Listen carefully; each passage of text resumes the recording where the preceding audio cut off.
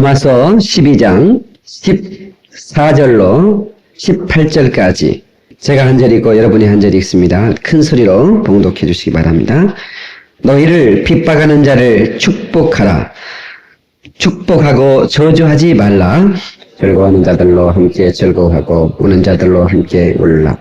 서로 마음을 같이하며 높은 데 마음을 두지 말고 도리어 낮은 데 처하며 스스로 지혜 있는 채 말라. 남에게도 악으로 악을 갚지 말고 모든 사람 앞에서 선한 일을 도모하라. 다 같이 할 수 있거든 너희로서 모든 사람으로 더불어 평화하라. 아멘. 할렐루야. 이 성스러운 주일 아침에 주의 전에 찾아나와 예배하는 사랑하는 성도들에게 하나님의 신령한 은혜와 축복이 함께 하시기를 예수의 이름으로 축원합니다. 옆 사람 인사하십시다. 오늘 은혜 받고 갑시다 하고 인사하십시오. 예. 꼭 시키는 대로만 해요. 또 이렇게 좀 추가로 하면 참 좋을 텐데. 예, 따뜻한 겨울이 되길 바랍니다 하기도 하고. 또 크리스마스 가까웠으니까 메리 크리스마스 하면 메리 크리스마스 한번 하세요. 할렐루야. 참 좋습니다. 오늘은 Human Relations Succeed라고 하는 인간관계를 성공하라 이런 제목으로 말씀을 전합니다. 제가 청년 때 목사님이 박 선생은 인간성이 참 좋아서 앞으로 목회하면 좋은 목사가 될 거야. 그러시더라고요. 그런데 난 그래서 내가 인간성이 많이 좋은 줄 알았어요. 그래서 목회를 진짜 끝내주게 할 줄 알았어요. 근데 목회를 하면 할수록 인간관계라는 게 참 힘들다라고 하는 거. 인간관계를 성공하는 것이 목회의 성공이거든요. 그래서 제가 늘 가슴 아픈 거는 이제 그 조강지처라고 그러지 않습니까? 시작할 때부터 고생한 분들, 그런 분들을 내가 진심으로 사랑하고 또 그런 관계가 절대로 소홀하지 않기를 원하지만 목사에게는 또 늘 한 주마다 새로운 만남들이 많기 때문에 그 관계를 추스리다 보면 또 예전에 정말 치밀하게 됐던 분들을 내가 소홀하게 돼요. 그것을 우리 성도들이 이해를 해줘야 되는데 그것을 못할 때 참 목회가 힘들다는 것을 느껴집니다. 왜냐하면 목사는 계속된 새로운 만남을 그 관계를 성공시켜야 되기 때문에 이제 어느 정도 인간관계가 목사하고 이제는 이해가 됐다고 생각할 때 목사가 조금 이제 그분들을 좀 놓고 또 다른 분들을 제가 이렇게 하지 않습니까? 그런데 그런 것들이 잘 안 될 때 참 어려움이 있습니다. 예, 그런 생각할 수 있어요. 목사는 이제 나 같은 건 이제 안중에도 없구나. 그렇게 생각할 수 있지만 절대 그렇지 않거든요. 목사뿐만이 아닙니다. 여러분도 살아갈 때 힘든 것이라고 하는 게 다른 것이 아니에요. 여러분 회사에서 힘들다고 할 때 회사가 왜 힘드냐? 물론 회사 일이 힘들어서 힘들 수 있지만 회사 안에서 인간관계가 그렇게 힘든 거예요. 군대 생활 까짓거 총 들고 뺑이 치는 거 얼마든지 할 수 있어요. 근데 가장 힘들다고 느끼는 게 뭐냐? 인간관계입니다. 내무반에서 고참과 쫄병 사이에 그 관계를 어떻게 해야 되느냐. 예. 그래서 내무생활이 힘들다고 그러지 않습니까? 예. 또 결혼을 해서 두 사람이 사는 것은 괜찮아요. 그런데 아니요. 두 사람도 삐걱거리지. 그 집안과 그 집안이 하나가 돼서 내가 시어머니와 시누이와의 관계 또 이런 관계들을 잘 한다는 게 쉬운 게 아닙니다. 예. 이것을 잘하는 사람이 인간관계를 성공시킬 수 있는데 그 인간관계의 성공의 비결이 어디 있느냐? 바로 성경 안에 있더라 그 말입니다. 할렐루야. 그래서 오늘 말씀을 통해서 우리가 인간관계의 성공의 비결을 깨닫고 여러분 한 사람 한 사람이 여러분이 소속한 커뮤니티 공동체에서 인간관계를 성공시켜서 여러분의 생애가 행복해지기를 주의 이름으로 축원합니다. 할렐루야. 여러분 친구가 많은 사람은 오래 산답니다. 고독이라고 하는 것은 면역 체계를 약하게 만듭니다. 그러니까 여러분 할 수 있으면 많은 사람과 화목하게 지내시기 바랍니다. 여러분 생각할 때 여러분들을 좋아하는 사람만이 여러분 좋아하는 사람만 보니까 내가 인간성이 괜찮은가 봐. 예, 그렇게 생각하면 안 되고 몇몇 사람만 나를 좋아하는 것 그 외에 우리가 인간관계를 어떻게 하면 정말 풍요롭게 정말 그 불화가 없이 오늘 본 말씀대로 할 수만 있으면 모든 사람과 더불어 화목하라 그렇게 말하죠. 예? If it is possible 만약에 너희가 할 수는 있거든 모든 사람과 화목하라. 예. 여러분 그래서 우리는 이 성경 안에 신비한 비밀들이 다 담겨 있다는 거예요. 성경 하나만 가지면 인생을 정말로 복되고 아름답게 열매 맺는 생애로 살아갈 수 있어요. 그러나 성경을 읽지 않으면 하나님의 말씀을 듣지 않으면 믿음이 자랄 수가 없는 것은 뭐냐면 인생을 성공 같지만 실패하는 것은 뭐냐면 이 말씀대로 살지 않았기 때문에. 어떤 사람이 교회를 나오는데 교회가 좋아서 나오고 예수님이 좋아서 나온 게 아니고 부인 기분 맞춰주려고 따라오는 거예요. 그러니까 끈기를 나오는 거라. 그러니까 은혜가 돼서 나온 게 아니라 끈기를 사용해서. 근데 어느 날 그렇게 나오다가 은혜가 받는 수가 있거든요. 어느 날 은혜를 받았어요. 목사님 오늘 내가 은혜를 받았는데요. 나 은혜가 뭔지 모르는데 가슴이 찌가고 눈물이 핑 돌고 가슴이 뜨겁고 그래서 그랬다고 그랬더니 우리 집사람이 은혜를 받았다고 그럽디다. 나 은혜가 뭔지도 모르는데 어떻게 하면 내가 이 신앙생활을 잘하겠습니까? 내가 오늘 해보니까 신앙생활을 좀 기회 나온 김에 좀 잘하고 싶은데 어떻게 하면 좋겠습니까? 그랬더니 목사님이 그러면 말씀을 읽으시고 말씀대로 한번 살아보십시오. 말씀 읽으면 됩니까? 그러면 그래서 그날부터 말씀을 참 읽어야겠다 싶어서 왜? 기왕에 믿은 게 잘 믿어야 되니까. 그래서 말씀을 읽는데 너무너무 신기한 것은 신약 성경을 하루만 읽으니까 다 읽어보더라는 거야. 응? 여러분 신약 성경을 하루 딱 맘먹고 읽으니까 다 여러분 내가 묻고 싶고 손 들어보라고 싶은데 여러분 수십 년을 예수 믿었어도 신약 성경 한 번 처음부터까지 못 읽는 사람도 있을걸? 다시 말하면 하루도 투자를 안 했다 그래. 이 사람이 처음부터까지 읽었더니 수십 번은 거짓말이더라는 거야. 무슨 처녀가 애를 낳았다고 하질 않나. 무슨 물이 변해서 포도주가 됐다고 하죠. 썩은 시체가 3일 만에 무슨 뭐 배를 동이채로 뛰어나왔다고 하질 않나.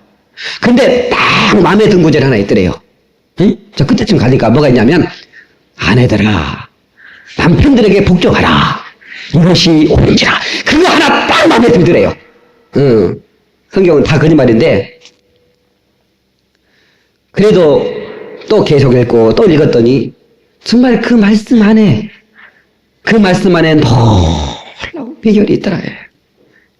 그래서 그 말씀대로 살았더니 자기 인생이 하나님의 축복 속에서 정말 너무나 아름답게 이렇게 진행된다고 하는 간증을 들었습니다.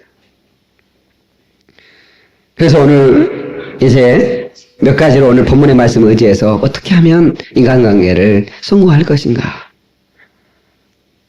우리가 살펴보기를 원합니다. 첫 번째, 핍박하는 자를 축복하라는 것입니다. 14절이죠? 14절에 너희를 핍박하는 자를 축복하라. 축복하고 저주하지 말라. 여러분, 힘 있는 사람이 힘 없는 사람을 핍박하죠? 군대에서도 고참이 쫄병을 핍박할 수가 있고 돈 있는 사람이 돈 없는 사람을 핍박할 수가 있고 가정에서도 힘 있는 사람이 힘 없는 사람을 핍박할 수가 있고 그러나 핍박을 받을 때 핍박하는 사람을 저주하지 말라 해. 축복하라는 거 오히려. 그것을 성경에 실천했던 사람이 누굽니까? 스테반이었어요. 스테반 집사는 복음을 전할 때 그 복음을 듣고 사람들이 그러니까 여러분 사실을 말하면 사람들이 분노한다고 그랬지 않습니까? 자기들의 죄가 드러나니까 분노해서 스테반을 향해서 막 쳐쓰기 시작했어요. 그때 스테반의 입에 터져나온 그런 고백이 뭐였냐면 주여 저들이 알지 못해서 그랬사오니 저들을 용서해 주시옵소서. 여러분 그 스테반이 했던 그 고백으로 인해서 감동받은 사람이 있었어요. 그 사람이 누구예요? 사도 바울이에요. 여러분 세상에서도 감동의 시대라고 그럽니다. 고백, 감동. 예? 모든 서비스에 종사하는 사람은 고객을 감동시키라는 거예요. 예. 그러니까 입구부터 쫙 감동의 열광. 예. 아니, 요즘은 감동이 아니래. 고객 절도의 시대라는 절도. 고객을 절도시켜보라는 거야, 서비스로. 그런 정도로. 그러니까 우리 인생을 살면서 우리가 인간관계에 성공하려면 다른 사람들을 감동시킬 수 있어야 돼. 감동을 연출할 수 있는 사람.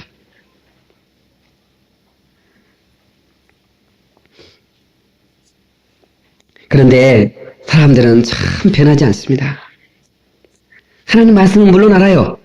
핍박하는 자를 축복해야 될 줄 아는데, 핍박을 받으면 벌써 분노가 일어나는데 어떡해. 말씀이 그런 줄 알아요. 그런데 내가 나를 변화시키는 너무 힘들어. 참 사람은 변화되기 쉽지 않아요. 그러나 하나님 말씀 변할 수 있는데, 하나님 말씀이 나를 능히 변화시킬 수 있다고. 아멘 하십시다. 목사님이 참 안 변한다니까 생각나는 건데, 한 30년 전에는요, 미국 한번 갔다 오면요, 그게 벼슬이었습니다. 그게 미국 한번 그냥 여행만 갔다 와도 그거는 뭐냐면 이력서에 썼어요. 미국 시찰 갔다 온. 아니요, 진짜 썼습니다. 30년 전에는. 그게 그렇게 자랑이었고 프라이드였어요. 목다닥에. 예. 그래서 어떤 목사님이 미국을 한번 갔다 와가지고 설교 시간 어디를 가든지 내가 미국에 갔더니 그 얘기를 하도 하니까 성도들이 한두 번 들이야 그게 아주 그러니까 목사님 세계에서도 그 양반은 설교만 시키면 미국 얘기하니까 내가 미국에 갔더니 시장마다 한 설교회 한 10번 더 넣어버려. 한 번 설교회. 그러니까 한 번은 무슨 행사가 있었는데 목사님들이 그분은 설교를 시키지 마라. 설교만 시키면 미국 얘기하니까 맨날 미국 가도 그것도 한두 번이지. 그래서 어떻게 하면 미국 얘기 안 할까요? 그랬더니 축도를 시키면 미국 얘기 안 하겠지. 그래도 축도를 넣어야 돼, 그 양반은. 축도를 넣었더니 근데 이분은 이제 축도를 하는데 그 양반이 이렇게 축도를 하더래요. 내가 이제는 미국에서 함께 하시던 하나님 아주 성부 성자 성령 내가 미국에 함께 있을 때 함께 계셨던 성령님 그렇게 하면서 축도를 하더라는 거야. 그래서 참 그런 것 하나까지 우리가 참 고치기가 쉽지 않구나 하는 것을 깨달았습니다. 우리가 여자분들이 시집을 가면 이제 시댁 식구가 됩니다. 옛날에는 시댁 귀신이 되라 이런 얘기를 하는데 고부간의 갈등. 그러니까 우리나라만 있는 일이냐는 잘 모르겠는데 참 이 고부간의 갈등이 힘들어요. 그죠? 예. 어떤 분들은 잘 맞춰서 잘 사는 사람도 있지만 이 고부간의 갈등 때문에 굉장히 힘들어하는 분들이 많아요. 예. 그러나 혹시 여러분들이 시어머니 위치에 있거든 며느리를 잘 해주십시오. 아멘 하세요. 아니 목사님 그런 소리만 내가 얼마나 시집살이를 했는데 내가 잘해줘. 나 들어오면 나 가만 안 두텨. 그렇게 작정하면 안 되고. 근데 제가 이 상황감정의 치료 메시지를 전하면서 그래 맞아. 내가 상처받은 사람이 상처를 주더라고. 그러니까 여러분 시집살이 한 사람이 시집살이 하기 시키게 돼 있어요. 나는 그거 시집살이를 당하면서 100번이나 나는 시집살이 안 시켜야 하는데 나도 모르게 며느리한테 시집살이가 나가는 거야. 그러니까 이제 갈등이 시작되는 거예요. 며느리들은 혹시 시어머니가 시집살이를 시키더라도 저놈은 노인네 빨리 죽었으면 그러지 말고 얼마나 고생스럽게 시집살이 했으면 저럴까 하고 축복하고 이러지라 그 말이야. 왜 아멘이 없네. 진짜로 아멘 왔네 양반들이. 너무 상처를 받았나 봐. 그러니까 시어머니가 마늘 까다가 며느라 고기 탄 냄새 난다 고기 뒤집어라 했더니 지가 뜨거우면 뒤집겠죠 뭐. 그러고 사사건건 이렇게 건다.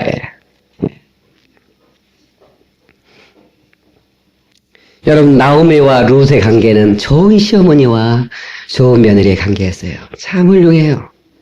참 좋은 시어머니였고 참 좋은 며느리였어요. 쓸데없는 자존심 같은 거 버리고 모든 사람과 좋은 관계를 유지하시기를 바랍니다. 따뜻한 관계를 유지하면 얼마나 평안하고 행복한지 몰라요. 그러나 불편한 관계를 가지고 한 가정에 한 집안에 산다는 것은 이건 보통 힘든 게 아니에요. 성경에 잠언 17장 1절에 이런 말씀이 있죠. 마른 떡 한 조각만 있고도 화목하는 것이 육손이 집에 가득하고 다투는 것보다 나으니라. 여러분, 우리는 핍박하거나 구박하는 것은 안 됩니다. 부부관계도 마찬가지예요. 부부관계도. 예, 부부관계도 정말 부지부식간에 서로에게 상처를 줍니다. 여러분, 고슴도치도 추우면 서로 이렇게 부둥켜 하고 자는데요. 고슴도치도 그 가시가 돋친 고슴도치도 서로에게 가시를 찌르지 않고, 상처를 주지 않고 그렇게 부둥켜 하고 자는데, 하나님의 사랑의 형상으로 지음받은 인간이 서로에게 상처를 주며 가정생활을 한다는 것은 너무 안타깝지 않습니까? 사람은 가시도 없는데 가시로 자꾸 상대방을 찌른다 그 말이에요. 제가 그 사랑의 미로라고 하는 그런 노래를 최진희 씨가 불렀던 그 노래를 우연히 이렇게 듣는데, 그게 인간이 사랑의 정의에 대한 진정한 사랑의 정의를 잘 모른다. 그것이 아마 노래 가사로 나온 것 같아요. 제가 이렇게 불러보니까, 그토록 다짐을 하건만 사랑은 알 수 없어요. 사랑으로 눈먼 가슴은 진실 하나에 울지요. 그대 작은 가슴에 심어준 사랑이여, 상처를 주지 마오 영원히. 끝도 시작도 없이 아득한 사랑이여. 흐르는 눈물은 없어도 가슴은 젖어버리고 두려움에 떨리는 것은 사랑의 기쁨인가요? 때로는 쓰라린 이별도 쓸쓸히 맞이하면서 그리움만 태우는 것이 사랑의 진실인가요? 이런 가사인데요. 그건 사랑의 진실이 아니거든요. 네. 근데 우리는 사랑한다고 하면서 상처를 주는 사랑을 한다. 네. 그게 사랑의 미로요. 그게 사랑인 줄 알고 결혼했더니 오히려 상처를 준다. 어제 내가 이렇게 보니까 탤런트 배 누군가 조금 잘생기지 않는 탤런트 있어요. 그렇게 그 머슴으로만 나오는, 뭐 이렇게 보면 그 상하게 머슴 나오는. 근데 결혼하자마자 부인이 별거를 뭐 이렇게 예를 들어서 뭐 특별히 그런 것도 아니고 뭐 화장실 갔다 와서 화장실에 불 안 껐다고, 그러니까 치약 뒤에서부터 안 눌렀다고, 이렇게 화장실 나오다가 물 떨어지고 그거 안 닦았다고, 당신은 이거 안 맞는 것 같다고. 나가더니, 그래서 내가 뭐 잘못했으면 내가 고치겠다고 했더니 고치려고 하지도 마라. 한 번 고치면 끝난 거라고. 그렇게 해서 나가더니 안 들어와가지고 이혼했대. 그러니까 막 굉장히 힘들어 하더라. 그게 한 시간 동안 이렇게 뭐 시어머니 얘기도 하고 뭐 같이 이렇게 하는데, 그래서 내가 변할 수 있는 기회를 달라. 그래서 당신한테 안 맞으면 내가 변하겠다. 변하려고 하지도 말라고.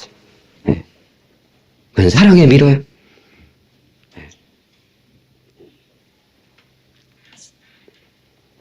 사랑의 진실이 아니에요. 핍박하는 자를 위해서 축복하고 기도할 수 있기를 바랍니다. 두 번째, 남의 감정을 이해하고 함께하는 자세를 가져야 된다. 15절에 뭐라고 나왔어요? 우리 다 같이 한번 읽어봅시다. 시작. 즐거워하는 자들로 함께 즐거워, 우는 자들로 함께 울. 함께 즐거워하고 함께 우는 것, 이것을 공감이라 그럽니다. 예, 같은 같은 감정을 품는 것이라 그럽니다. 여러분요, 인간관계가 회복되면 남의 기쁨이 내 기쁨이 됩니다. 그러나 인간관계가 불편하면 남의 기쁨이 내 슬픔이고 남의 슬픔이 내 기쁨이 됩니다. 이런 관계가 되면 안 돼요.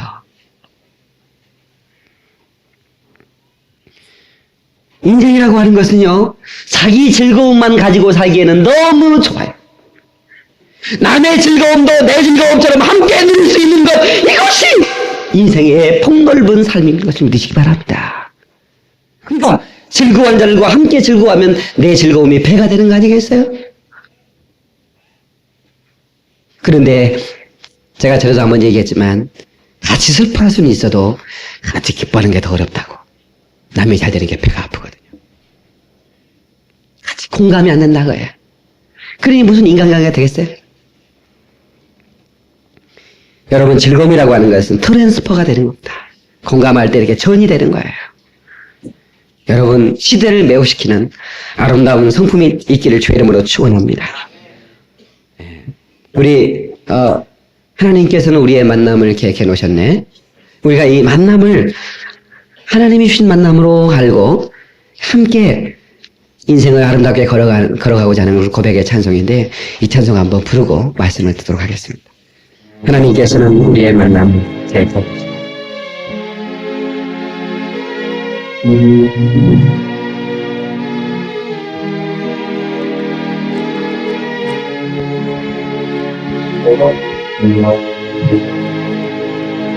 하나님께서는 우리의 만남을 계획해 놓으셨네. 우리 하나 되면 어디든가이나 주님께서라면 무슨 하리라 무엇이든 하리라. 당신과 함께 우리는 하되어 우리는 하나되어 함께 걷네 함께 걷네 하늘아 보신 사랑 안에서 우리는 기다리며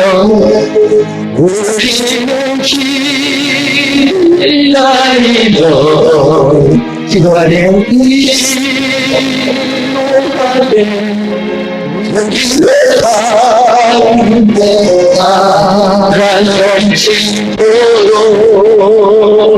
우리는 하나 되어 우리는 함께 걷네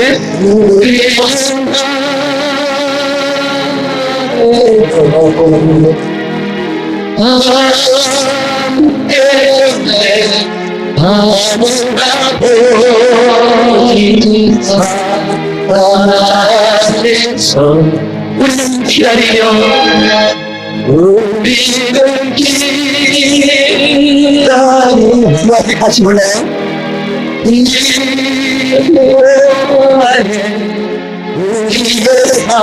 삶의 사랑 넘치고 아멘. 여러분요,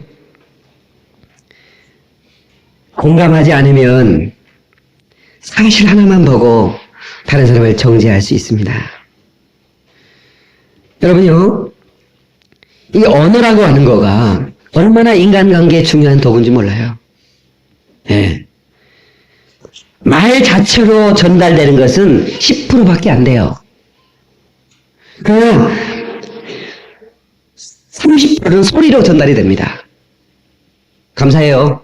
감사해요. 똑같지 않죠? 똑같은 단어예요. 똑같은 말이에요. 그런데 감사해요. 감사해요. 같아요? 전혀 다르요. 그런데 그보다도 더 중요한 것은 신체 언어입니다. 표정입니다. 페이셜 제스처입니다. 표정이 중요해요. 감사해요. 그래서 이게 얼굴에 인상 쓰면 얼굴 할 수 없잖아. 그러니까 신체 언어가 중요한 거예요. 그러니까 웃음과 비웃음은 엄청난 차이가 있죠.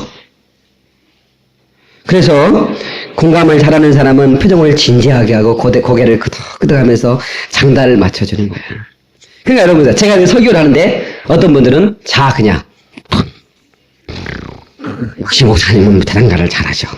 그러면 공감이 안 되는 거야. 예. 어떤 사람은 딴 데 쳐다봐. 성경만 뒤적거리고, 응? 주보 수정하고 뭐 글씨가 잘못됐구만. 예. 예. 우리 어렸을 때 많이 했잖아. 편지 써가지고 날리고. 예. 공감이 안 된다. 예. 예. 근데 말씀을 이제 뭡니까 이 아이 컨택이 돼가지고 누가 눈을 쳐다보면서 고개를 끄덕거리며 아멘하고 때로는 이렇게 표정을 지을 때 목사가 야, 내 말이 제대로 전달되는구나. 그러면 친구들이 얘기할 때 얘기해봐. 꼬매나 탓하시면서 딴 데 보고 있고. 그러면 손질 나버리잖아. 응? 예. 공감 형성이 참 중요합니다. 여러분, 우리 예수님께서는 우리를 공감하시려고 우리와 같이 되셨어요. 요한복음 1장 14절에 말씀이 육신이 되어 이 땅에 임하셨다고 그랬어요. 그분이 누구예요? 하나님은 말씀이신데 그 말씀이 육신을 입고 이 땅에 오셨다는 얘기는 우리와 같이 느끼려고, 슬픔과 기쁨을 같이 느끼시려고 육신을 입고 오셨다 그 말이에요. 이것이 예수님 우리를 향한 사랑이고, 그리고 우리를 이해하시라는 절대적인 하나님의 사랑입니다. 그래서 여러분들은 아이들과 공감하려면 아이들이 같이 돼야 된다. 사도 바울은 그 사람의 영혼을 얻으려고 내가 약한 것은 내가 약한 사람을 얻기 위함이고, 내가 이방같이 한 것은 이방을 얻기 위함이다. 내가 무식한 사람처럼 행동한 것은 무식한 사람을 얻기 위함이고.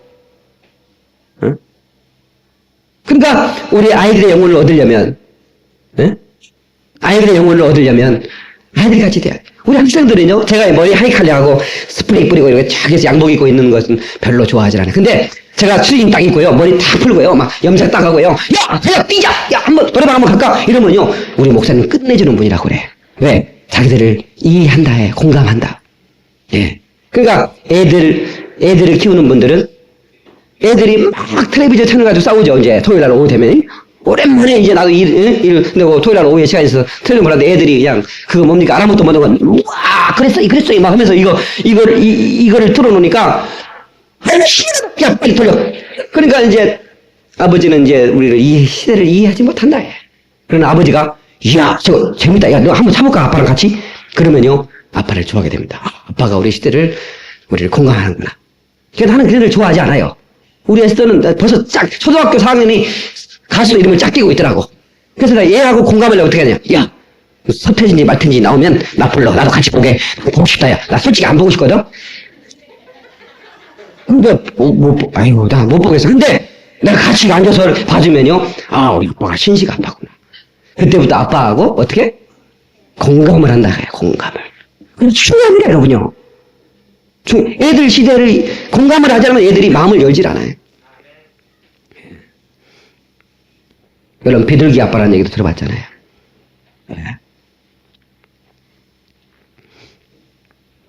친한 친구는 기분 나쁘거나 화났거나 한 시간 동안 얘기해도 들어줍니다. 그래가지고 기분이 되게 안 좋았겠네. 그래가지고 이러면요, 그 얘기하면서 다 이렇게 풀어진다. 근데 야, 나도 지금 물어볼 때마다 그런 얘기 하지 마. 그러면요, 친한 친구가 아닙니다. 그래가지고 공감을. 여러 사람에게 여러 모양이 돼야 되는 거예요. 예. 여러 사람에게 여러 모양을, 그 사람의 영혼을 구원하기 위해서. 수가성 여인을 예수님께서 만났을 때 예수님께서 무슨 얘기로 시작합니까? 우물이 왔으니까 물 얘기로 시작하는 거예요. 예수님께서 목말라서 물 먹고 싶어서 그 얘기한 거 아니에요. 응? 목말라서 물 좀 다오. 이렇게 하면서 시작한 거예요. 만약에 예수님께서 서울에 오셨다. 2002년에 서울에 오셨다면 예수님께서 물 얘기하겠어요? 지나가다 여인을 만났으면, 응? 아이스크림집 맥도날드에서 그 여인을, 방황하는 여인을 만났으면 어떻게 하겠어요? 여인이여, 물 좀 다오. 네가 떠먹어, 그럴까 하니? 여인이여, 아이스크림 하나 다오. 예. 그러면 아이스크림 당신이 사먹으시고 그러면 네가 아이스크림을 달라는 얘가 누군지 알았다며. 네가 아이스크림을 주었으랴. 뭐 그러지 않겠어요? 그랬을 것 같아요. 그것이 공감인 것이죠. 여러분, 베드로가 3번씩을 부인했어요. 예수님을 부인했어요. 3번씩 부인했는데 얼마나 미안하겠어요. 예수님을 마지막에는 저주하면서 부인했는데 얼마나 예수님께 미안하겠어요. 버림도 낯짝이지. 그래서 다시 옛날 직업으로 돌아가서 거기를 잡고 있을 때 예수님 가서, 야! 내가 3번 부인한다고 그랬지. 응? 썩을놈아. 그러면요, 베드로 빠져 죽어버립니다. 수영도 못하고. 베드로 수영도 제대로 못하고. 그때 베드로가 난 신기해. 어떻게 의무가 수영을 못할까? 응? 아니, 예수님 나를 머리가 올라가서 해가지고 밖에 빠져가지고 살려주세요 그랬잖아요. 아니, 여기서 이렇게 자유용을 해가 나 같으면 그냥 버터플라이 예수님 좀 보십시오 해가지고 그냥 배로 올라가 볼 텐데 베드로는 수영도 못했어. 응? 너 너 나 부인하고 너 진짜 너 고기 잡고 할만 나도 이렇게 했다면 베드로가 뛰어내려 버릴 거예요. 응? 여러분이 풍선이라는 것도요. 손가락으로 술술 누르면요 들어갔다 나왔다 하지. 쑤셔버리면 터져버립니다 그거. 그러니까 사람 관계도 마찬가지인 거예요. 이게 공감을 해. 부인할 수밖에 없었는데 내가 알았다 해. 응? 네 연약함을 알았다 해. 내가 네 연약함을 알았다. 여러분 그런 안하고 달라요. 똑같지만 예를 들어서 전철에서 전철을 탔는데 조용히 좀 잠도 못 자서 오늘은 좀 자면서 가려고 그랬는데 새끼 둘이 막 전철을 지네 안방처럼 떠다니면서 막 정신없게 예? 그래서 사람들 조용하네 이렇게 하고 싶은데도 혼자 하기만 그래서 좀 이게 옆 사람은 동의를 얻어가지고 얘기하려고 앉아있는 사람한테 얘기들이 너무 떠들죠. 저런 놈들은 좀 이렇게 좀 조용히 시켜야 되고 좀 이렇게 좀 교육 좀 시켜야 되겠죠. 그랬더니 옆에 있는 사람이 고개를 끄덕거리면서 그래야죠. 교육시켜야지요. 그럼요. 가르쳐야지요. 그런데 저놈들이요. 오늘 저놈들 엄마를 땅에 묻고 돌아오는 길입니다. 쟤네들 엄마를 땅에 묻고 돌아오는 길입니다. 그 얘기를 듣는 순간에 하나도 애들은 변함이 없어요. 애들은 떼끼다 죽어서 애들이에요. 그런데 그 얘기를 듣는 순간에 어떻게 됩니까? 그렇게 믿고 막 지받고 싶은 애들이 측은하게 보이잖아요. 똑같은 거예요. 내 마음이 그 사람을 그렇게 보면 공감할 수 있어요. 예수님은 바로 그랬다 그 말이에요. 이해하셨다 그래.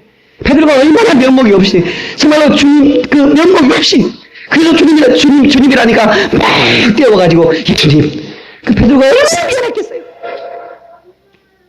그 예수님은 그걸 아시고 내가 나를 사랑하느냐 물으시는 그 예수님은 인간관계의 최고의 권위자시. 우리도 예수님 닮아서 아름다운 관계를 형성하시기를 주의 이름으로 축원합니다. 할렐루야.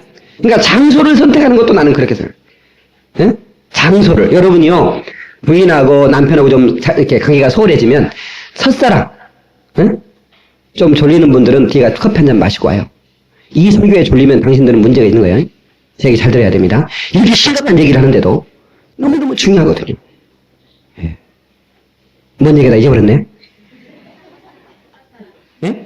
첫사랑. 여러분이 관계가 소원해지면 처음 만났던 장소에서 커피 한 잔 마셔. 그러면요, 옛날 추억이 떠올라. 여기서 손을 잡을 때 장기가 찡했지. 근데 그랬지. 그러면서 이게, 저는 우리 집사람하고 처음 만났던 카페 이름을 제가 지금도 기억하고 있습니다. 아쉬람이라고. 네. 카페를 딱 한 번밖에 안 가봤거든요. 내가 프로포즈 할 때 딱 한 번! 그 다음부터는 한국 수집이 같이 한 번도 카페 가본 적이 없어요. 미쳤다고 33,000원짜리 이상 커피를 마십니까? 안 가야잖아, 안 가.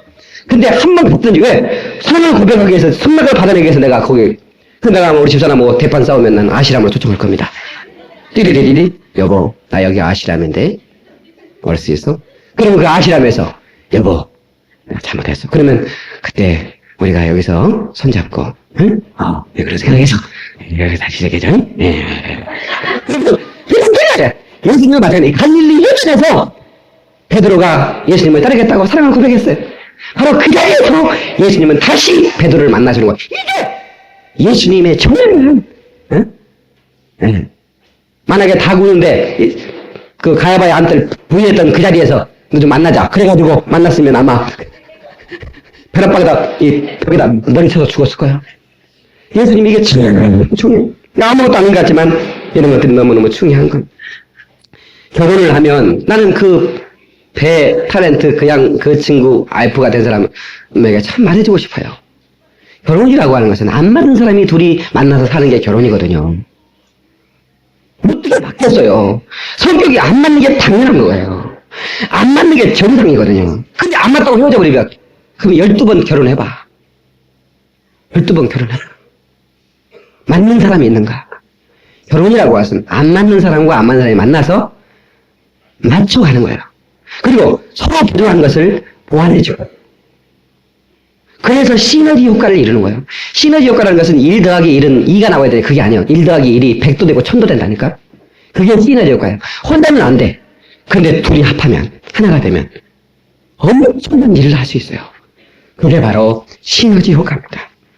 아무쪼록 여러분들의 가정생활이든 여러분 공동체에서 어떤 관계든 아름다운 관계를 유지하기 위해서 서로를 이해하고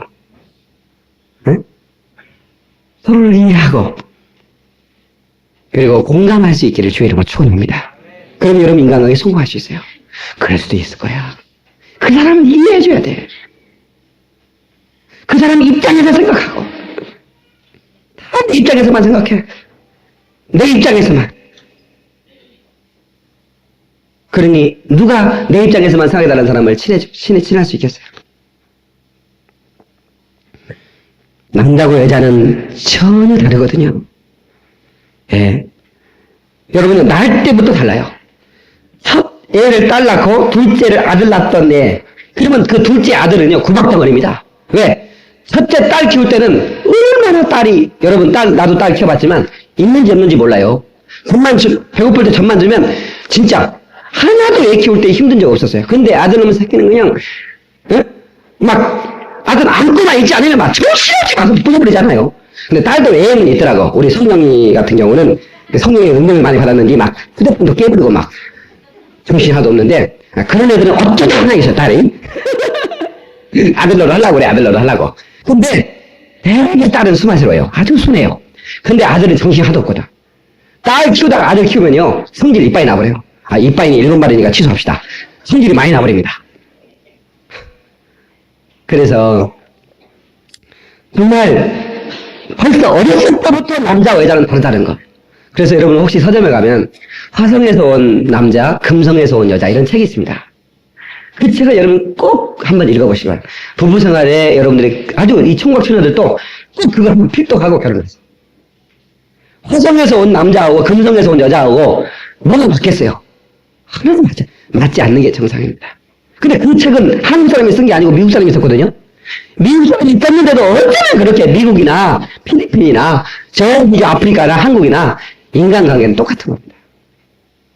똑같은 문제예요. 한번 꼭 읽어보세요. 공감이 될 겁니다. 그 다음에 세 번째, 겸손하여 지혜 있는 채 말아야 된다. 겸손해야 된다. 인간관계에 있어서 가장 중요한 것은 겸손입니다. 예. 우리 16절 보니까 서로 마음을 같이하며 높은 데 마음을 두지 말고 도리어 낮은 데 청하며 스스로 지혜 있는 채 말하라.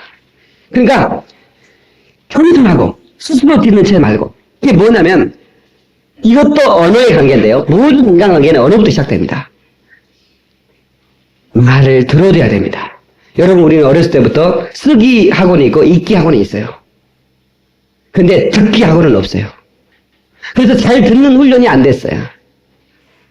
그러다 보니까 듣는 연습이 안 되니까 그냥 나만 얘기하는 거야. 그게 잘 안 돼요, 우리에게는요. 나만 얘기하는 거야. 그 대화가, 그래서, 야, 오늘 내가 참 친구하고 만나서 얘기했는데 즐거웠어. 그날이 어느 날이요? 내가 따따따따 얘기만 하고 왔는 날이 그날이요. 예. 그래서 말을 잘 들어줘야 된다. 예. 말을 잘 들어주는 것이 열심히 들어주기만 해도 인간관계가 잘 형성된답니다. 그래서 예, 잘 들어주니까 고맙잖아요. 잘 들어주니까 응? 좋은 관계가 되는 거예요. 그래서 우리는 다른 사람과 의사소통의 관계를 잘 배워야 돼요. 부부관계도 대화가 없을 수도 있어요. 대화를 통해서 관계를 가져야 되는데 예. 원래요, 저같이 이렇게 설교하는 사람은 집에서 얘기 잘 안 합니다. 예. 이렇게 말을 많이 하고 나면 집에서는 아무 얘기도 하고 싶지 않거든요. 그럼 집에서 집사람은, 왜 얘기 안 해요? 교회에서 그렇게 말하는데 왜 얘기 안 해요? 내가 교회에서 말했냐? 내가 설교했지? 구분 좀 해요. 진짜요. 근데 사실은 집에서도 말을 해야 되거든요. 대화를 자꾸 가져야 된다. 그러니까 듣기 훈련이 안 되니까 결론도 듣기 전에 우리는 얘기해버려요. 사실은 상담이라고 하는 것도 상담하기의 첫 번째가 잘 들어주라는 거거든요. 성도들이 와 상담하면 사실은 자기가 자기 문제를 다 알고 어떻게 해야 될지 답도 알아요. 누가 들어준 사람이 없으니까 답답하니까 온 거야. 에? 목사한테. 근데 목사한테 해도 그 자그마니 해야지 1시간, 2시간 해버리면 목사 진짜, 응? 헐리는 꽉 찼는데 정신 하나도 없습니다. 예, 그 잘 들어줘야 되니까, 난 잘 들어주잖아. 그러면 또 목사님이 은혜 받은 줄 알고 또 계속 해버리면, 근데 아무튼 그렇게 그렇게 들어주고 나면, 시원하고, 내가 응답 받았다 그러고, 나 해준 얘기도 없거든, 사실은. 자기가 하고 그냥 응답 받은 거야, 그냥. 예, 그게 참 중요합니다. 애들 이제 화나면 그러죠. 아빠, 나 학교 안 갈래. 그러면, 너 왜 학교 가기 싫니? 왜 그런 생각이 들었어? 이게 물어야 되지 않습니까? 아빠, 나 학교 안 갈래. 있어, 그럼 잘 됐어. 나 학교도 안 들고, 잘 됐어. 오늘부터 일해, 너. 알았어? 이렇게 나간다, 하게. 네. 여자가 이제 부인이 들어놓여 있으면, 이게 남편들은요, 부인이 들어놓여 있으면 보통 답답한 게 아닙니다. 웬만하면 여러분, 머리 따매고라도 남편이 있을 때는 좀 일어나 계세요. 내가 생각해보니까 부인이 들어놓여 있으면 참 거시기 하더라고. 근데 아픈데 안 들어놓여 있을 수 있습니까? 들어놓여 있어. 그러면 남편은 보통 좀 귀찮은데 그럽니다. 여보, 아파. 그러면, 어디가 아파? 전화를 어딜까? 이래야 되는데, 병원 가지 뭐 했어? 병원 갔어? 그 다음날 회사 출근했다 갔다 왔어요. 그러면 이제, 아유, 병원 갔어? 그것만 물어봐요, 병원 가면. 응? 그래, 병원 가야잖아. 병원 갈 힘도 없었어. 근데 그렇게 해버리고 끝내버려. 그러니까, 이게 잘안 돼요. 그러니까, 섬기는 자세가 되는데, 내가 위에 있다고 생각하니까 명령적으로만 나가는 거라. 애들한테도 그렇고, 부인한테도 그렇고, 자꾸 그렇게 나가는 거예요. 그래서 우리는, 말하기보다는 듣기를 먼저 해라. 야고보서 1장 19절에 내 사랑하는 형제들아, 너희가 알거니와 사람마다 부인한테도 그렇고, 자꾸 그렇게 나가는 거예요. 그래서 우리는, 말하기보다는 듣기를 먼저 해라. 야고보서 1장 19절에 내 사랑하는 형제들아, 너희가 알거니와 사람마다 듣기는 속히 하고 말하기는 더디하며 성내기도 더디하라. 사람의 성내는 것이 하나님의 의를 이루지 못합니다. 뭘 더디하라고요? 성내기를 더디하고 말하기를 더디하라. 대신에 듣기를 속히 하라. 먼저 들으라 해. 먼저 듣다. 그러니까 본성을 해야. 그냥 위에서 무조건 지시하고 끝내버리잖아요. 응? 여러분, 어떤 그 군대 함정이 있는데, 그 함정이 쭉 앞으로 치달나갑니다. 제독이 그 함정의 선장입니다. 근데 앞에 저기 불이 깜빡하면 배가 하나 온단 말이야.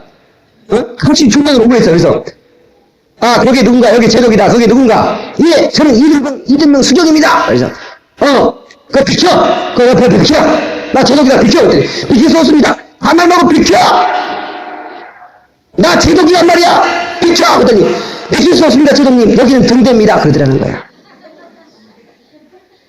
등대한테 비키라면 되겠어요? 아무리 제독이라도. 등대가 뭔지 모르는 분인지 모르겠어요. 우리는요, 가끔 이런 실수를 한다 그래. 똑같은.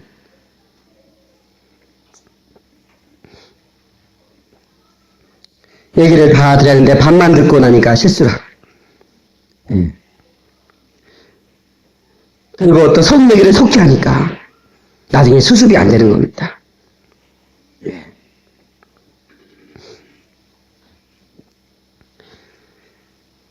여러분, 잘 듣는 사람,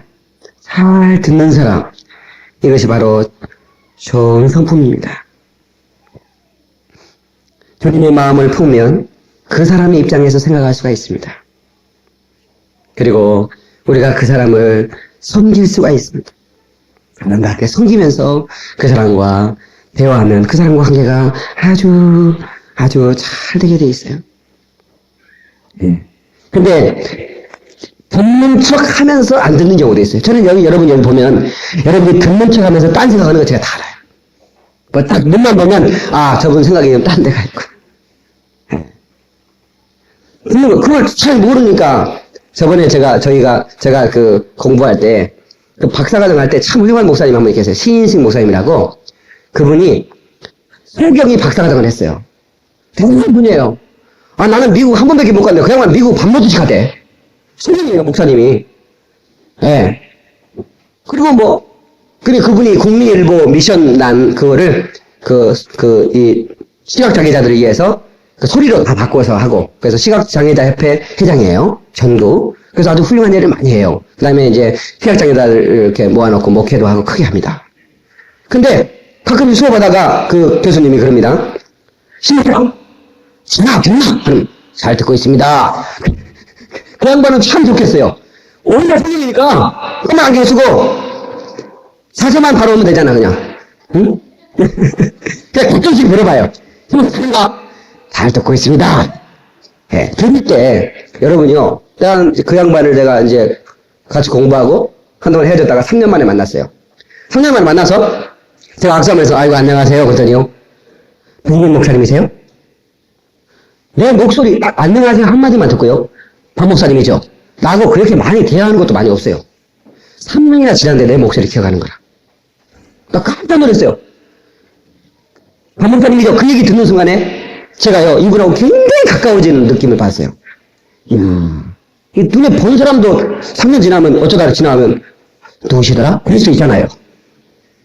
예. 근데 이분은요, 정말 이 시각장애자 되신 분들은 어떤 그 뛰어난 관찰력이. 그럼 택시를 딱 타면요, 택시 운전사한테 길 가르쳐요. 딱 앉아가지고, 거기 이제 약국 보이죠? 우회전하십시오. 저 신호등 있죠? 2개 건너고, 좌회전하시고, 저기 저 붕어빵 아줌마 보이죠? 그거 우회전하시고. 택시 기사가 놀래버린대. 나도 서울시내 길을 벌써 지도를 가지고 있어. 이 안에. 대단해. 우리 대단하다. 남의 얘기를 잘 들을 수, 예. 경청하고, 예. 그게 참 좋은 관계를 맺는 도구가 되겠구나 하는 것을 생각할 수 있었어요. 그 다음에 언어폭력입니다. 인류에 있으면 언어폭력을 사용할 수 있어요. 너 그따고 할 거야! 이렇게 나갑니다. 예. 이 언어폭력. 예, 부모이기 때문에 자식들한테 그렇게 해도 된다고 생각을 버려야 됩니다. 사실은. 여러분, 애들이 아침에 안 일어나면 엄마들 깨우는 소리 막 들리잖아요. 새벽예배 끝나고 이렇게 지나가다 보면 이 썩은 놈도 안 일어나! 막 이러면서 막 학교 가야죠! 막 이럽니다. 우리 에스더도 마찬가지예요. 늦게 자니까 아빠랑 같이 자니까 12시 넘어서 자니까 아침에 7시 전에 일어나려면 보통 힘든 게 아니겠죠. 그러면 이제 우리 집사람이 깨우기 시작합니다. 에스더야 일어나라. 에스더야 학교 가야지. 나도 듣기 싫어. 나는 깨우는 방법 딱 간단해요. 안 일어나? 한마디만 해보면 펄쩍 일어나요. 그래가지고 일어났어요? 이럽니다. 인사 딱 하면서 일어났어요? 이래. 나는 알아요. 한마디만 깨울 수 있는 방법을 알아요. 그러나 그게 일어난 것입니까? 하루 처음 시작이 안 일어나? 그 자리몽들이 그냥 확 이거 풀어버리면요. 벌써 아침부터 기분 나빠버리잖아요. 일어났어요 아빠? 어쩔래? 이런 얘기하니 지금 그런 배분들은 못하고 힘이 약하니까. 그건 어느 폭력이라고 해. 그럴 때는 끌어안고 기도를 해줘야 돼. 하나님 아버지 얼마나 피곤하면 못 일어나겠습니까? 이 피곤을 저한테 주시옵소서. 그러면요 밑에서 그럽니다. 일어났어요 아빠. 그럽니다. 여러분요 이 언어폭력은 참 우리 어렸을 때 얼마나 얼마나 많이 들었습니까? 이 썩을 놈들. 내가 그래서 이 뿌리를 대가지고 내가 다리 모은데 이 부러질 호레를 물어갈 놈들 이렇게 얼마나 했는지. 호레가 안 물어간 것이 주의 은혜고 다리가 안 부러진 것이 주의 은혜입니다. 여러분들 마찬가지예요. 어렸을 때 그렇게 많이 들었으면서도.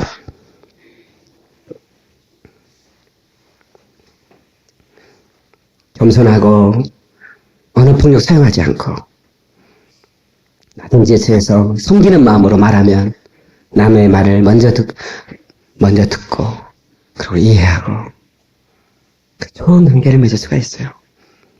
그 다음 네 번째, 모든 사람과 선한 일을 도모해야 된다. 그렇죠? 아무래도 악으로 갚지 말고 모든 사람 앞에서 선한 일을 도모하라. 여러분 보세요. 이 중동이 지금 계속 테러가 일어나지 않습니까?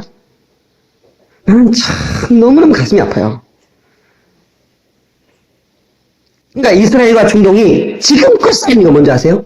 중동이 자살폭탄 때문에 그 사람들은 무기가 없으니까 집에서 어떻게 폭탄 하얗게 해서 만들어가지고 여기다 배에다 들고 이게 딱 당기면 터지는 거 그거밖에 없어. 그러니까 자살폭탄이라 폭탄을 터트려가지고 그냥 터트린 게 아니라 자살해버려 자살해.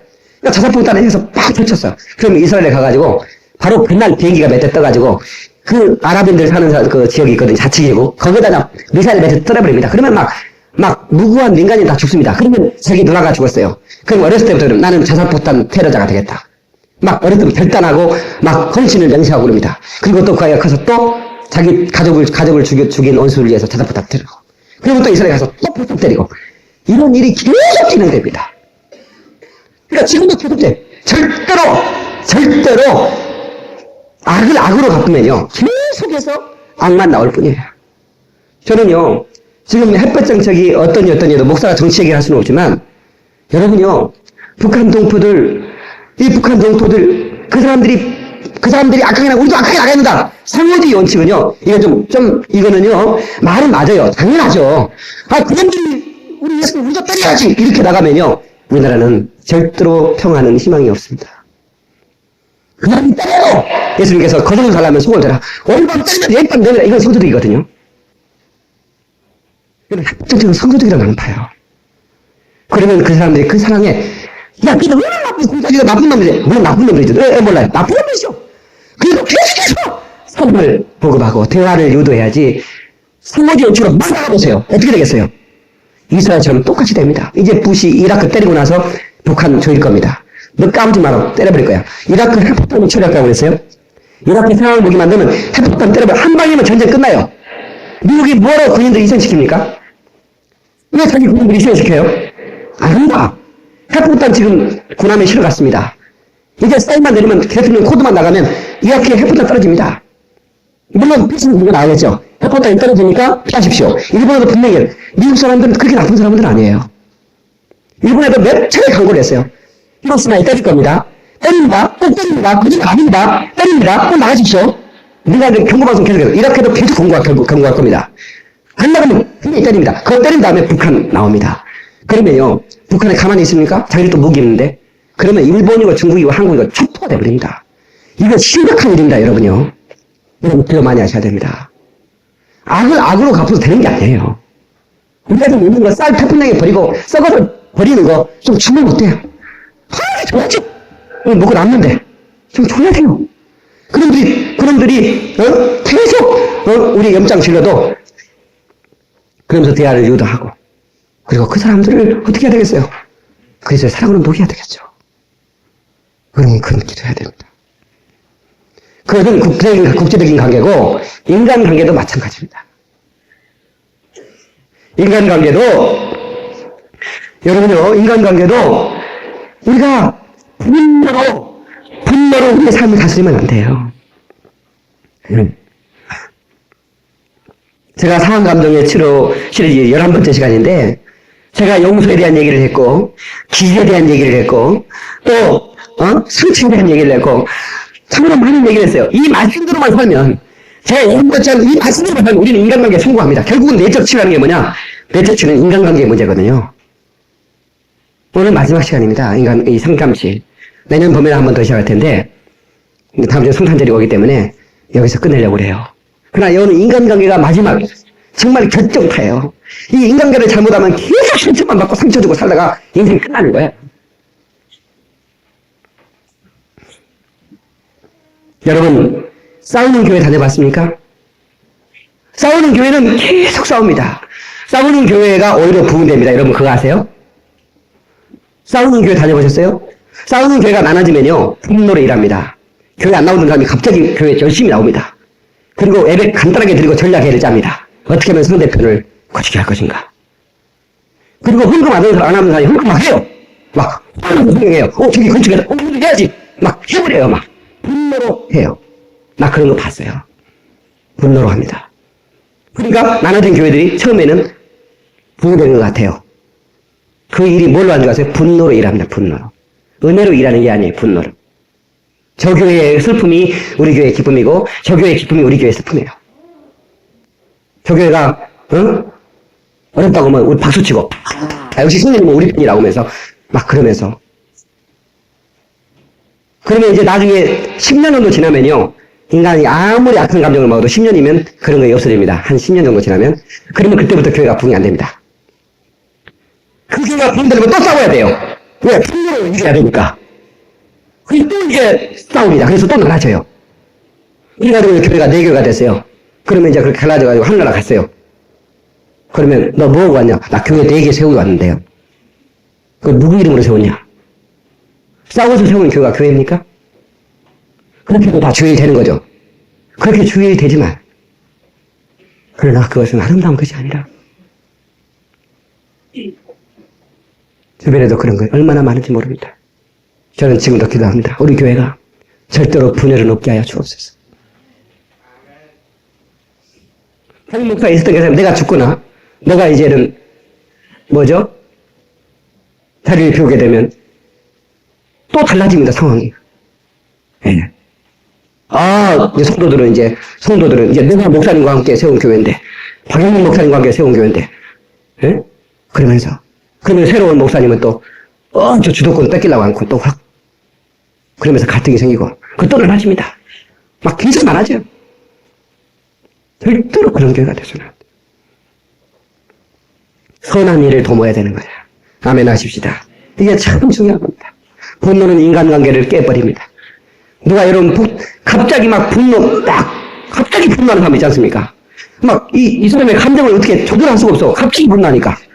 누가 여러분 폭발물 옆에다 집 지고 싶은 사람이 어디 있겠어요? 그런 사람 옆에 살고 싶은 사람 아무도 없는 겁니다. 일찍 부른대요. 언제 죽을지 모르는데요. 여러분, 악을 악으로 갚지 말고 선을 도모하는 아름다운 사람이 돼야 됩니다. 분노는 인간관계에 치명적인 관계를 가져옵니다. 여러분, 어떤 여자는요, 애기를 낳아놓고 애기를 죽이고 싶은 분노를 느낀대요. 갑자기 애기를 보다가 자기가 막 죽이고 싶은 마음이 생긴대요. 그런 사람이 상담을 옵니다, 여러분이요. 자기가 낳은 애기를 죽이고 싶다니까? 왜 그런 줄 아세요? 나중에 살펴보면요, 그 아버지에게 많은 상처를 받았어요.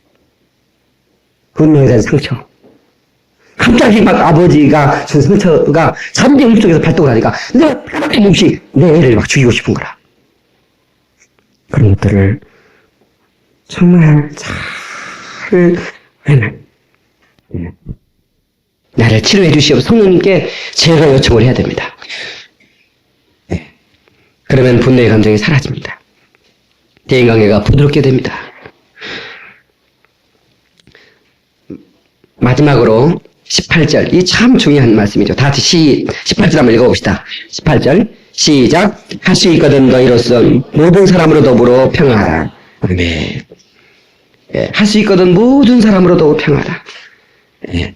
목사님, 저는요 하려고 하는데 그 사람이 안 하는데 어떡해요? 나는 마음을 열고 그 사람에 접근하는데 그 사람이 접근 안 하는데 어떡해요? 마음을 안 열는데 어떡해요? 그렇더라도 여러분들이 먼저 화해 제스처를 취하면요, 그 사람이 아는 것은 그 사람 책임이고 나는 나대로 책임을 다하면요, 나는 하나님 앞에 자유롭습니다. 내 영혼은 너무너무 자유로워요. 그래서 우리는 꼭 인간관계에 있어서 평안을 유지할 수 있도록 서로를 인정하고 할 수 있도록 다른 사람과 화목하게 지낼 수 있기를 바랍니다. 서로를 인정한다는 게 뭔 말이에요? 첫 번째는 하나님의 걸작품으로 인정을 하는 겁니다. 저 사람은 하나님의 걸작품이야. 하나님의 형상으로 지음받은 사람이야. 그 다음에 두 번째는 그 사람의 한계를 인정하라는 겁니다. 기대가 너무 높으면 실망이 납니다. 그러나 인간은 한계가 있는 인간이에요. 네. 그래서 우리는 용납할 줄 알아야 됩니다. 인간이 똑바로 산다고요? 똑바로 살아라, 이런 영화도 있대.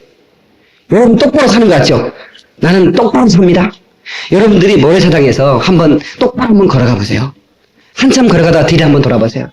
당신이 똑바로 걸어왔는지 발자국이 말해줄 겁니다. 나는 똑바로 걸어왔는데 발자국은 이리 갔다 저리 갔다 해요. 다시 말하면 당신도 똑바로 못 산다고요. 나는 똑바로 못 살면서 다른 사람들 똑바로 살라고 하니까 보통 문제가 아니잖아요. 그래서 자꾸 남만 정지하게 되는 거예요. 자기는 괜찮은 사람인데 남이 그렇다는 거예요. 그렇잖아요. 인간은 한계가 있어요. 사랑하는 성도 여러분, 우리 성령 안에서 서로 용납할 수 있기를 바랍니다. 에베소서 4장 1절로 3절에 그러므로 주 안에서 갇힌 내가 너희를 권하노니 너희가 부르심을 입은 부름에 합당하게 행하여 모든 겸손과 온유로 하고 오래 참음으로 사랑 가운데 서로 용납하고 평안을 매는 줄로 성령이 하나 되게 하신 것을 힘써 지키라. 몸도 하나요 성령도 하나이니 이와 같이 너희가 부르심이 한 소망 안에서 부르심을 입었느니라. 한 소망 안에서 평안에 매는 줄로 서로 하나님 것을 힘써 지키라는 겁니다. 여러분요, 우리가 같이 동행한다는 게 얼마나 아름답습니까? 전기가 이렇게 나란히 전선이 가죠. 고압선이 흐르는데 전선이 나란히 이렇게 쫙 흐르면 전선과 전선끼리 선이 연결되어 있지 않아도 이게 전과 전선끼리 전류가 흐른답니다. 그것을 전기 유도 현상이라 그럽니다. 전자기 유도 현상 그렇게 얘기해요. 제가 전자공학 전공했었으니까 여러분 좀 인정해줘요. 맞는 얘기예요. 예, 전자기 유도 현상이에요. 그러니까 사람과 사람이 이렇게 가서 이렇게 사랑하는 사람이 있으면 마음이 통한다는 얘기 하잖아요. 그것이 텔레파시 통한다 얘기하죠. 그런 것처럼 우리가 마음과 마음을 하나로 가지면 여러분 제가 전에 기아 요즘은 다 흩어졌습니다. 기아에 허재하고 강동희 선수 스포츠맨들이 나는 강동희 선수가 뒤로 딱 백패스를 하는데 사람을 보고 패스를 그냥 패스해버려. 막 달려가다가 백패스거든요. 그리고 허재가 딱 그 자리에서 받아요. 너무 신기하네요, 여러분요. 여러분 안 신기해요? 보지도 않고 패스했는데 받아다니까? 그 친구들이 운동을 계속 하다 보니까 나 같으면 여기서 패스하겠다. 나 같으면 여기서 공을 주겠다 하는 것이 마음에 통해버리는 거예요. 예? 그러니까 딱 뭐라 뒤로 딱 뺐으니 그때가 딱 그냥 딱 집어넣으면 막 예술 넣은 거 아닙니까? 그거에 막 사람들 뿅 가는 거 아니에요? 한 번도 못 봤었어요? 야, 나 진짜 그거 대단하대. 그런 마음을 하나가 되기 위해서. 로마서 12장 4절 5절에 우리가 한 몸에 많은 지체를 가졌으나 모든 지체가 같은 직분을 가진 것이 아닌 이와 같이 우리 많은 사람이 그리스도 안에서 한 몸이 되어 서로 지체가 되었느니라. 서로 지체가 되었느니라. 여러분 우리는 그리스도 안에서 그리스도의 피로 자녀로 회복되었습니다. 그리스도 안에서 모든 피조물과 하나 되기를 원합니다. 아멘 하십시다. 그러려면 내가 그리스도 안에서 죽어야 됩니다. 내가 죽지 않고는 절대로 인간관계가 아름답게 형성되지 않습니다. 왜? 내가 안 죽으면 나를 이해하라는 건데 내가 죽으면 그 사람을 내가 먼저 이해해. 그래서 내적 추의 결정탑니다. 나를 십자가에 죽여야 돼. 가라데 2장 20절의 말씀처럼 내가 십자가에 못 박혀 죽었나니 이제는 내가 산 것이 아니요 나를 사랑하사 나를 위해 죽으신 그리스도 예수께서 사실 것이라.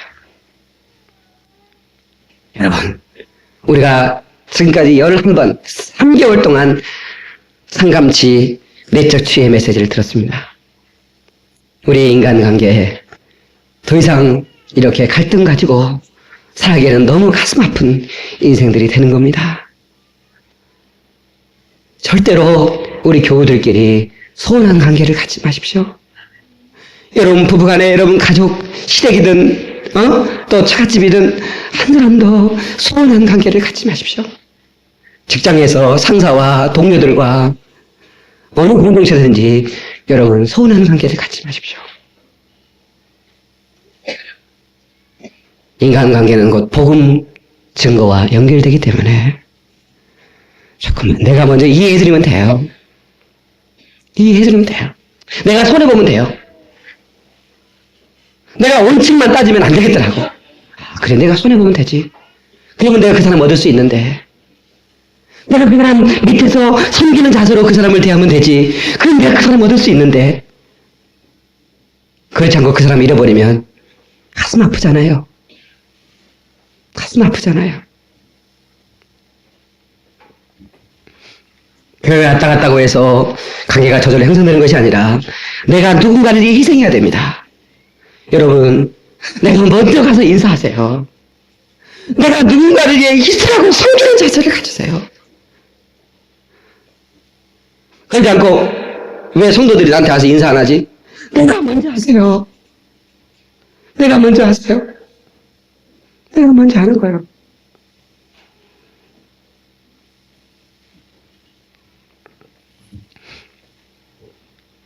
사탄은 공격합니다. 친밀한 관계를 유지하려고 하는 우리의 관계를 나누려고 끊임없이 사탄은 공격합니다. 내가 너에게 가고자 했으나 사탄이 길을 막았다. 그렇게 얘기합니다. 네? 대살로니가 2장 18절에 나 바울은 한두 번 너에게 가고자 했으나 사탄이 우리를 막았도다. 여러분요, 목회자와 성도의 관계도 사탄이 막아버려요. 가고자 했으나 막아버린다니까? 문제는 사탄이 그렇게 인간관계를 방해한다는 거예요. 저는 여러분을 위해서 생명을 쏟으며 목회해야 할 사명을 가진 사람입니다. 내가 여러분에게 무슨 감정이 있겠습니까? 저는 여러분들을 위해서라면 제가 모든 걸 다 희생할 각오를 가지고 목회하는 사람입니다. 혹시라도 목회자에게 서운한 감정이 있는 분이 있다면 목회자를 이해해 주시고 풀어주시고, 교우와 관계 속에서 혹시 서운한 게 있다면 이해해 주시고 다 풀어주십시오. 여러분, 가족의 공동체에 돌아가서 내가 잘못 생각했다고 먼저 화해의 손을 내미는, 그래서 여러분들이 할 수만 있으면 모든 사람과 화목하라고 하는 주의 말씀을 여러분의 생애에 이룰 수 있기를 주의 이름으로 축원합니다. 기도하시겠습니다.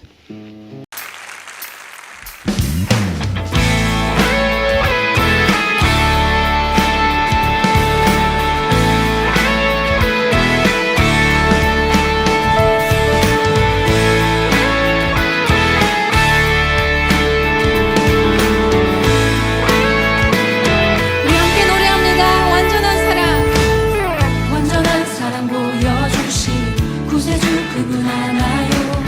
그 아들 우리에게 주신 하나님 그분 하나요.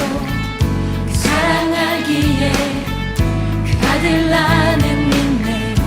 날 이끄소서. 아멘. 다시 한번 완전한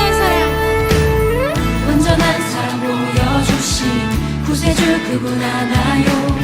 그 아들 우리에게 주신 하나님 그분 하나요. 그 사랑 알기에 그 아들 나는 믿네. 날 이끄소서. 예수 좋은 내 친구 내 곁에 계시네. 영원히 변치 않네.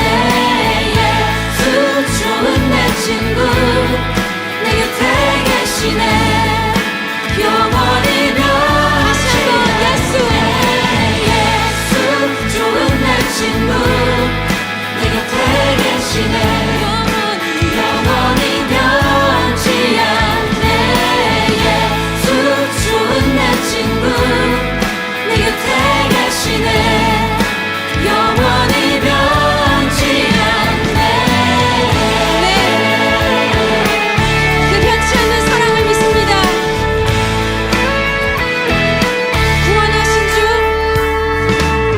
구원하신 주 나는 믿네. 부활하신 주 나는 믿네. 다시 오실 왕 나는 믿네. 그분과 영원히 살리 그 사랑 알기에 그 아들 나